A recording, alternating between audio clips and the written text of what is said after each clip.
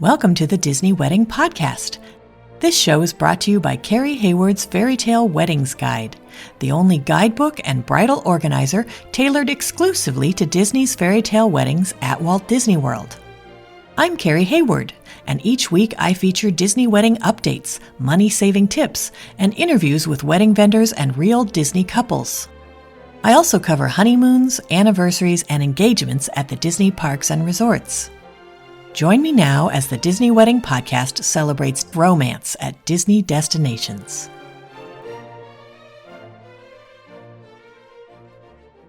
Today on the Disney Wedding Podcast, I am speaking with Disney bride Samara Hickman about her wedding pavilion ceremony with a cocktail hour at Isola during the fireworks and a reception at American Adventure Rotunda. I thought you guys would be interested to hear how she chose these locations and how she planned everything and how it all turned out. So welcome, Samara. Hi, thank you for having me. Thanks so much for being on the show today. So I would love to start at the very beginning and find out how you and your fiancé decided that you wanted to have your wedding at Disney. Disney has always been a family vacation for us. It's actually our first big family vacation together, like me, him, the kids, my mom. Also, Disneyland was our first long vacation together, just me and him. We went to California and we visited Disneyland for 2 of the days. So Disney is a huge part of our lives. And Disney is my happy place. That's awesome. So then how did your friends and family react when they found out where the wedding was going to be? Most were excited, especially my mom. She was probably the most excited as she raised us to be Disney kids. Some of my friends who don't necessarily have kids thought Disney was a kiddie place. So I had to convince them that this was going to be a normal adult wedding and it was going to be fun. But for the most part, I would say most of the people were very excited. People wanted to come. I want to go. People were asking us if they can come to the wedding. That's wonderful. How many guests did you invite and how many were able to make the trip? So we invited 140 and 108 RSVP'd and 104 came. Just 4 people weren't able to make it the week of, 2 couples, but 104 did show up. That's wonderful. Did you guys set up a room block for them? Yes, we did. And that was one of the best decisions when it came to transportation the day of wedding. And it made it easier for people who weren't necessarily used to traveling to just get on this website, book this room, all set and done. Interesting. Which resorts did you choose? We chose the Yacht Club, Disney's Yacht Club. And then we chose Port Orleans French Quarter. And we chose All-Star Movies Resort. Great. Okay. Now, how did you choose the day of the week and time of day for your wedding? So we knew we wanted a weekend wedding just because we wanted to make it convenient for everybody who had to work and who had kids who were traveling, make it easier so people didn't necessarily have to miss a whole week of their lives to come down to Florida. We were traveling from, most of our guests were traveling from Michigan, as we were as well, traveling from Michigan. So initially we wanted Friday, May 19th. The reason being I was turning 40 the next day on Friday, May 20th. So my thought was have a wedding and then fly off into a honeymoon for my 40th birthday. But our venues weren't available that day. So we chose the week before. And so, which was Friday, May 12th. We definitely knew we wanted a Friday or Saturday wedding because we wanted it to be easy for people. And then for people who did want to make a Disney vacation out of it, they can have the whole week for their Disney vacation and then Friday end it with a wedding. Got it. Okay. How did you choose the ceremony and reception venues? The wedding pavilion was almost a shoo-in once I realized it existed. Actually, all the times I've been to Disney almost 20 times and never knew the wedding pavilion existed until I decided to become a Disney bride. But the wedding pavilion we wanted somewhere church-like, and it's a chapel, essentially. So that is how we chose the wedding pavilion.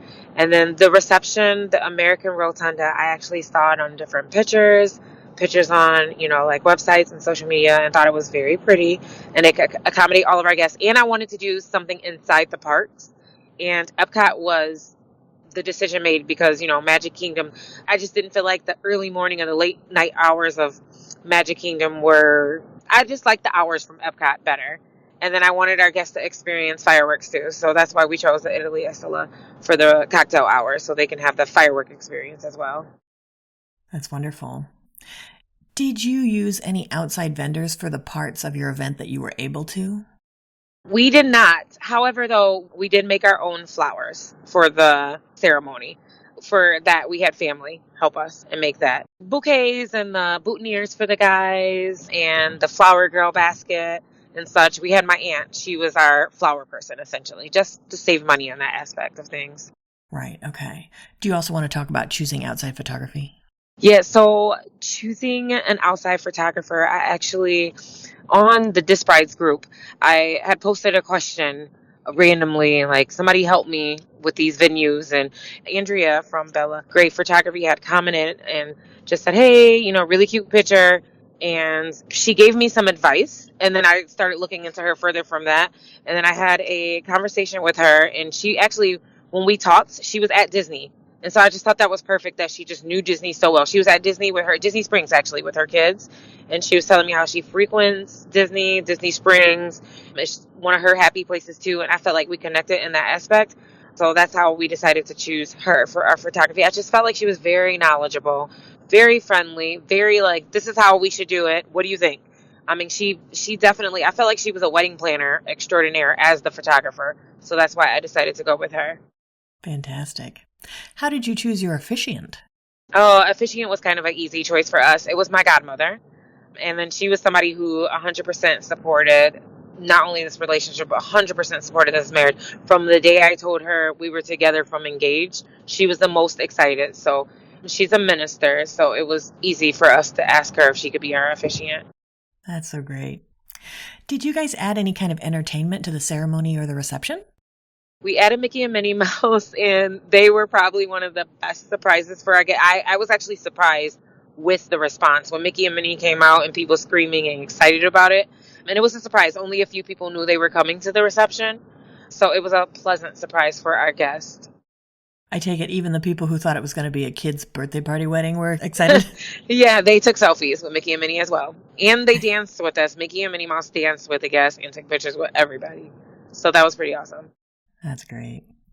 Do you have any menu items or cake flavors that you would recommend? For most of the guests, I feel like the funfetti cake was, all the cakes were good. All the cake flavors were delicious. But the funfetti was like the safe choice, and it was delicious and soft. And, the gray stuff. One of the cake flavors that I felt like it was almost like an Oreo mix, but the gray stuff, it was delicious. And a lot of people commented that was their favorite cake flavor. Great. Any savory items from your menu that you would recommend? Everybody thought the mac and cheese was the best thing in the world. The mac and cheese in the cups. That we served it for an appetizer right before the meal. And we were afraid because we had a lot of food. We had a lot of food at the cocktail hour, which everything was delicious. Favorite thing, cheeseburger, egg rolls, 100%. My absolute favorite. And then at the reception itself, before we served the main course, we had mac and cheese for everybody for appetizers, and everybody voted that to be the best item on the menu. All of the food was good. We actually, John and I didn't eat the day of the wedding. We didn't eat at all. I think I probably dipped one cheeseburger egg roll. We only knew what everything tastes like from coming to do the menu tasting at Disney. We didn't eat at all. I would say on the day of, people tried to make us eat, but I think we were just so like overwhelmed and just into everybody else and making sure we, made our rounds that we didn't really eat much. But we knew what everything tastes like from the menu tasting, so that was good. Did you guys add a dessert party or a welcome party to your event? We did not. That was one of the things we cut costs on. We did not add a dessert or a welcome party. We let everybody kind of do their own thing. A lot of our guests, it was their first time at Disney, so a lot of people just went to the parks afterward. We did meet a handful of our family at the Magic Kingdom on the day after, but nothing official. We just met up with everybody the day after. Got it. Okay. Can you give my listeners a timeline of how the wedding day ran? Yeah, so I know for the guys it's a little different. For the girls, we were up and at them at 8 o'clock in the morning because the hair and the makeup people started with the bridesmaids at 8. Up and at them at 8, the bridesmaids got started with their hair and makeup. I was in the chair around noon getting my hair tightened, and then at 1 o'clock she started on my makeup as well. At approximately 4 o'clock, the guys left to go to the Grand Floridian to take their pictures. And then we left around 5 o'clock. From 4 to 5, when the guys left to go to the Grand Floridian, the girls were in the rooms taking our robe pictures. We had robes and champagne bottles and glasses. and our getting ready photos. And then at 5, we went and headed over to the Grand Floridian. John and I chose not to do a first look. So at the Grand Floridian, our photographers and the Disney wedding coordinators were making sure we didn't see each other the whole time. But we were both at the Grand Floridian at the same time. He was outside when I was in, and vice versa. At approximately 6 o'clock-ish, the guys left to go to the wedding pavilion, and then the girls headed over about 6:30. I had the Cinderella carriage, so I left the Grand Floridian at about 6:45 to head over to the wedding pavilion in the carriage. So the ceremony started at 7:30. It was quick. The ceremony lasted approximately 20 minutes. After the ceremony, we chose to do a staged exit, which was fun. That was one of the things I was like, we don't need this. But I mean, it looked awesome for pictures and for us to actually see all of our guests, on the way out. It was good to see everybody's face who was there because, at the actual ceremony, you don't really pay attention to everybody around you. And then we were able to ride off in the Cinderella carriage for a few minutes while the guests gathered on the buses. Approximately 8 to 8:15, the guests went over in the motor coaches to EPCOT, and we followed behind at about 8:15. We arrived at EPCOT about 8:30 at the Italy Isola. 8:30 to 9:30, we had our cocktail hour, which included 9 o'clock, the fireworks show, EPCOT Forever. At approximately 9:30 to 10, everybody went inside the American Rotunda for the reception. We started with a champagne toast. And then at 10:30, we started eating. And at 11:30, Mickey and Minnie Mouse came out and essentially started the dance party. And we did cake cutting at that time. And then after that, it was just free game for everybody. How long did your reception last? It lasted until 1:30. I see sometimes people are worried about using American Adventure because they're afraid that their guests are going to think they're eating too late. Did you get that sense from your guests? No. Actually, that was one of our worries, that, this is so late to eat. But I think with the cocktail hour being at 8:30 and everybody was well fed at that time, nobody complained that they were hungry. And people still ate their food. It wasn't too late, especially because the day started late. Technically, though, the wedding not starting until 7:30, the whole day started late. Right. Okay, got it. We advised our guests to sleep in. Don't go to any parks on Friday. Don't do anything. Take a nap if you wake up early. We told our guests it was going to be a long day. So people knew. People were aware that we weren't going to be eating till late and that it was going to be a long night. That's great. When you were planning, what were some of the most important aspects where you focused your attention or your budget? Food. We focused a lot of our attention and budget on food and drinks, including the alcoholic beverages. We thought that was important for our guests. Make sure they come. They're going to eat good. They're going to drink good. They're going to have a good time. Also, to the venue. I was stuck on, I changed my wedding date because I wanted a specific venue. I wanted the wedding pavilion. I wanted the Italy Isola. I wanted American Rotunda. So that was probably one of the most important things. And then the second being the food, too. Besides that, we just wanted everybody to have fun. So being at the Italy Isola gave us the opportunity to have the fireworks involved. And so that was important to me too. I wanted people to experience Disney, and I believe that nighttime shows are Disney. That's a Disney experience that you can't get anywhere else. Definitely, yeah. Were there any aspects that were less important where you saved your money or your effort? Yes. The decorations at the wedding pavilion we cut back on. The wedding pavilion in itself, without anything, is such a beautiful place. It's more beautiful than the pictures that you see. When you're there in person, it's just wow, this is an amazing place. So we actually saved a lot of money by cutting off the decorations for the wedding pavilion. We had no flowers. All we had were the unity candles, and we had the aisle runner. That's it. We didn't have anything else on the aisles, no other further decorations. We saved money by not having any extra musicians. We had the organist we used, and he was amazing. We had Adam, and he was amazing and gave us the sounds that we wanted and looked for. We had a DJ at the reception, so we didn't need any extra music after that. So that's where we cut money at, just the extra stuff that we didn't feel like was needed, because Disney itself is an adventure without all of the extra flowers and decorations and everything else. So we definitely cut a lot of money there. With the organist at the wedding pavilion, when you say that he gave you the sounds you were looking for, did you have him use the organ and, change it so it sounded like a different instrument? Yep. We actually, I wanted certain sounds to sound like an orchestra playing, or a piano and a violinist, and he did just that. We told him what we wanted, we told him what songs, and he made it so beautiful. That's fantastic. So out of all of this, what ended up being your favorite memory of your wedding day? When I asked John about this too, we had two different favorite memories. His favorite memory was actually us dancing, doing our first dance at the reception. My favorite memory actually was when the doors of the wedding pavilion opened and I saw him standing up there, and then, the most important people in my life all there. Like, I think I woosad at that point. I was so stressed leading up to, is everything going to go right, that at that moment I actually like exhaled and was like, like, this is it. Like, we're doing this.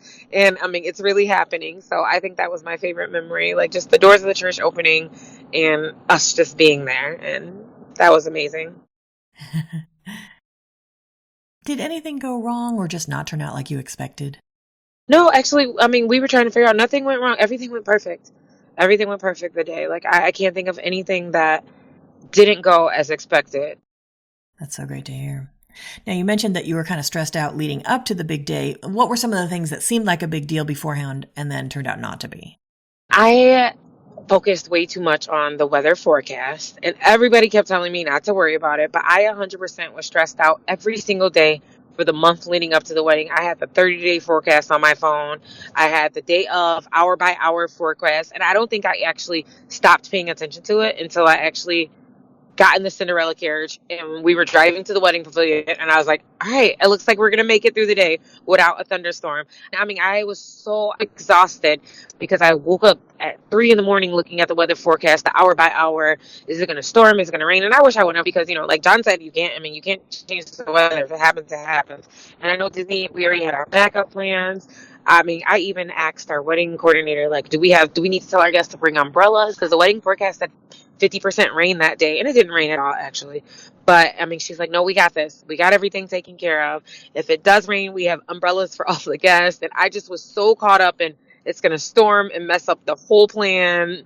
But I mean, I should have just let that go and let it be. But that was something that I think I focused a little bit too much on, and I was a little bit too stressed about it leading up until I mean, nothing else mattered that morning. I woke up except for, is it going to rain?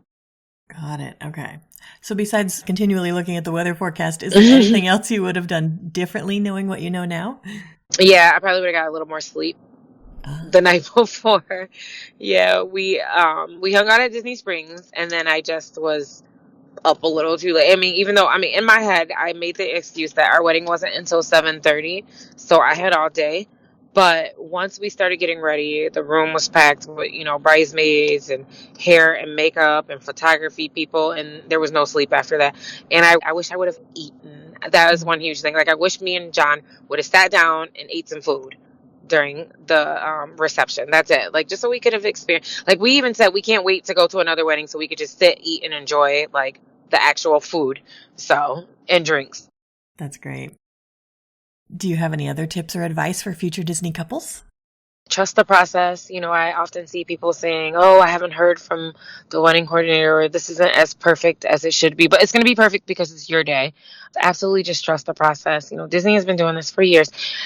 Look at other people, whatever other people. I've gotten so much advice from everything from these podcasts. I was telling John, like, I literally listen to every single podcast. This is one of the ways that I actually picked one of your podcasts. One of the brides had the exact same, like, wedding pavilion, Italy, then American Rotunda. And then I started looking into it after that. So, like, reach out and listen. Other brides were okay with, reaching out to each other. I've had brides reach out to me afterwards too. Like, that's okay. Use each other. We're a whole community, like a whole, I feel like once you become a Disney fairy tale bride, you're like a group. Like, it's almost like a sorority essentially. But I mean, so use the resource. There's so many resources from, your book to, different social media groups, but it's almost like you don't have to plan this by yourself. It could be easier if you just use what's already out there. People have done this before a gazillion times, like, it's more advice and other people and books and resources than what you can find on Disney's website, for sure. Definitely. Well, Samara, I think you've offered a lot of great tips and advice for anyone who's interested in getting married at Walt Disney World, and I appreciate your taking the time. Thank you. Thank you. Thank you. Thank you for having me. That's our show for today. I'm your host, Carrie Hayward, inviting you to join me again next week for another episode of the Disney Wedding Podcast. Past shows and tons of photos for each episode are available on my website, DisneyWeddingPodcast.com, or listen in your favorite podcast app. And for instant answers to all your Walt Disney World wedding questions, check out Carrie Hayward's Fairy Tale Weddings Guide, available as an interactive ebook with continual free updates at fairytaleweddingsguide.com.